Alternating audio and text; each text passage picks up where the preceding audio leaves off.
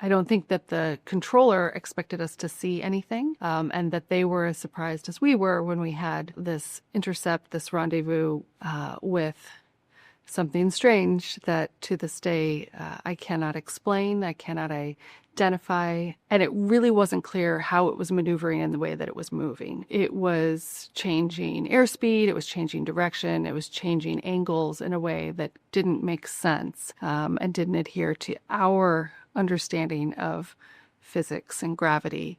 And by definition, it's a unidentified flying object.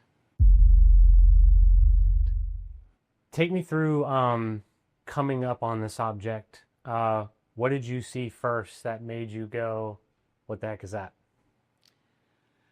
So I was new to the squadron. I was a lieutenant junior grade and on the wing of the commanding officer, Commander David Fravor. He had a senior lieutenant in his backseat, and I had a department head, a lieutenant commander in my backseat. So I was hanging on, trying to make sure that I didn't make any gaffes or goofs, and trying to just be a good wingman, which means keeping sight of your lead, not hitting them, not getting lost, and showing up as the support that you need to be. So as we came to the merge plot, which is where the radar points, come together on the scope, we've transitioned our scan to outside.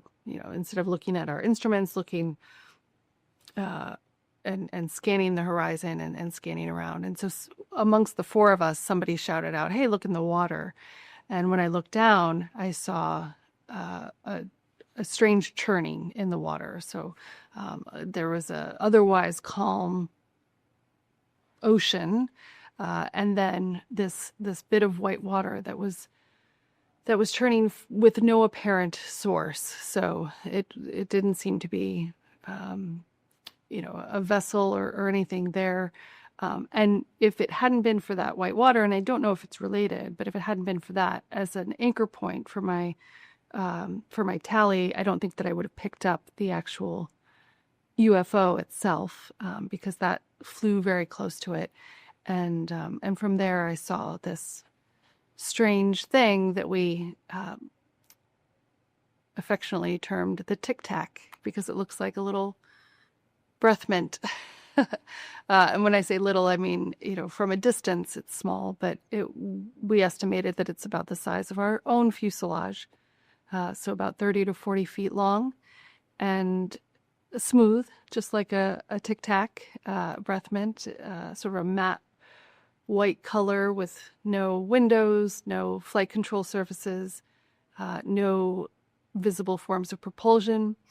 So when we're trained and when we practice, we look for surface-to-air missiles, we look for other aircraft, and we train our scan in a way to look for paint schemes and identifying artifacts. We look for a smoke trail. We look for contrails, other things that will help us figure out what it is and where it's coming from and what its intent is. And in this particular case, we couldn't figure out any of that. And so we all got very excited on the radio, talking to each other amongst the flight, amongst the two aircraft, and the back and forth in the cockpit, and then to the controllers. So the air traffic controller in the area of our military exercise. So as I understand, and I could be mixing up the details, I understand that this object was off the surface of the water more or less, and then there was a moment where it shot up to about 80,000 feet very quickly. Could you describe that moment? So not only did it look strange and not have, it wasn't obvious how it was flying, because again, we look for wings and rudders and smoke trails and things that will help us understand which way is it going and how is it doing that, and then how can I get an advantage over it? Is it going to have a slow turn rate? How can I get angles to get a shot off if I need to? Not that we had live armament, not that we were off the coast of San Diego in a training mode, but we're always thinking about, you know, can I shoot that down? Can I take that? And in that case, it wasn't clear what it was. And it really wasn't clear how it was maneuvering in the way that it was moving. So it was changing airspeed, it was changing direction, it was changing angles in a way that didn't make sense, and didn't adhere to our understanding of physics and gravity and all of the aerodynamics that we study and really live and die by, literally, in our aviation training. You said this thing was making turns and doing things like that. So, like, what kind of turns are we talking? Are we talking like hard right angle turns?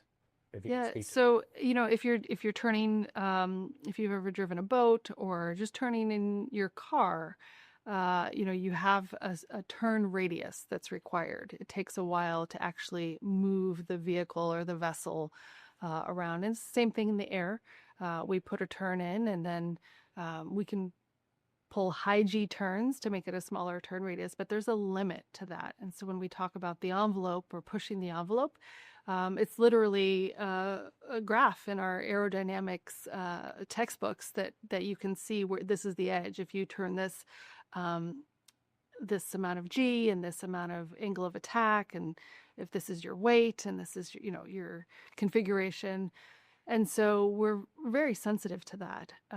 And this UFO, unidentified flying object, didn't adhere to any of those rules. So it was really turning what to our naked eye visually looked to be instantaneously.